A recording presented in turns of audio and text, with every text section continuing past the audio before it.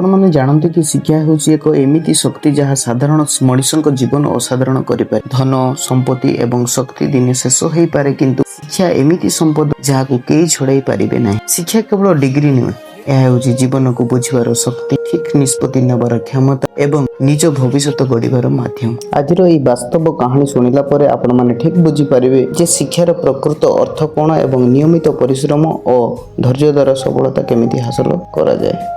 जीवन में सफलता चाहूचंती ताहेले प्रथमे शिक्षार सटीक अर्थ बुझु। शिक्षार दुईटी कारक था, गोटे होची परिवेश आ गोटे वंशानुक्रम। परिवेश जेमति परिवार, विद्यालय, शिक्षक, बंधु एवं आखपाखर परिस्थिति।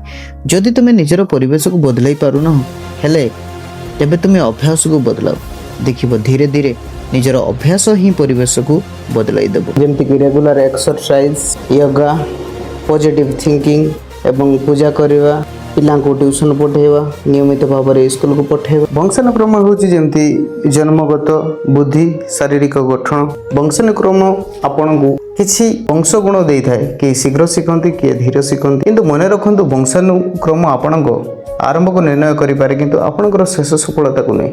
नियमित अभ्यास करबा, कठिन परिश्रम एवं भल परिवेश द्वारा आपण निजर क्षमता को बहुगुण बढ़ाई पारिबे। तेणु भावंतु नाई जे मु किछि करि पारिबे नहीं, जे आजिर परिश्रम ही आसंता कालीर सफलता लिखि थाए। चलंतु मु आपण को आज गोटे वास्तव कहानी कहबी। ए कहानी द्वारा आपण माने ठीक बुझी पारिबे। दुई जण सांग जे कि रायखर +2 साइंस रो प्रथम बैच रो छात्र थिले। जनकर ना मिरिगांकर आउ जनकर ना होची किशोर पूजा। दुहे परिश्रमी थिले, किंतु सेमानकर शिखिबार शैली संपूर्ण अलग थिला। मिरिगांग थिले जणे असाधारण मेधावी छात्र। क्लास रे शिक्षक थरे बुझाइले से संगे संगे बुझी जाउथिले। केमिस्ट्री सर तांको खूब पसंद करूथिले। फिजिक्स मैडम जेबे भी जटिल प्रश्न पचारुथिले मध्य से कॉन्फिडेंटली कहि दउथिले। तो बॉटनी सर मध्य तांको बेस्ट स्टूडेंट बोली मानुथिले। गणित सर जेबे भी क्वेश्चन दउथिले से संगे संगे कसी दउथिले, बा जेते भी इंटीग्रेशन डेरिवेटिव जहां भी दिया होथिला से संगे संगे सर को नै कि तार सॉल्यूशन बाहर कर दउथिले। तो एमिति कि सब शिक्षकंकर प्रिय छात्र हो जाइथिले। अनेक छात्र तांको देखि प्रेरणा मध्य पाउथिले। किंतु अन्य पटे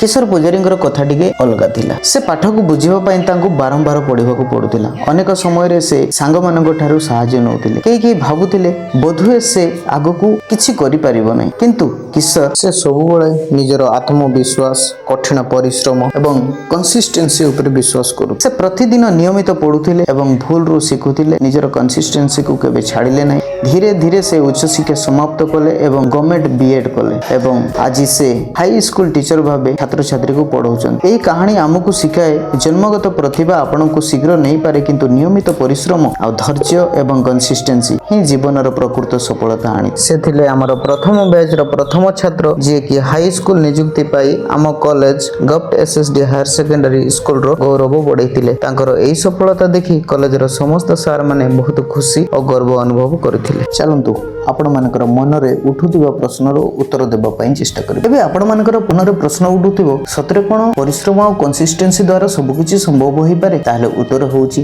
हां आज्ञा, एटा निश्चय संभव। आपण माने जदी निहाती भाव रे परिश्रम करूछंती आ सेटा को कंसिस्टेंसी बजाई रखुछंती, ताले आपण माने मध्ये जीवन रे सक्सेस हेई पारिबे। जदी आपण माने भी चाहउछंती भविष्यत रे मोर सांग मानक सहित देखा करिवा पई ए चैनल रे एवं तांकर सफलतार रहस्य जानिबा पई, ताले निश्चित भाव रे चैनल टी को सब्सक्राइब करिक रखितांतु एवं बेल नोटिफिकेशन टी को दबाइ दियंतु।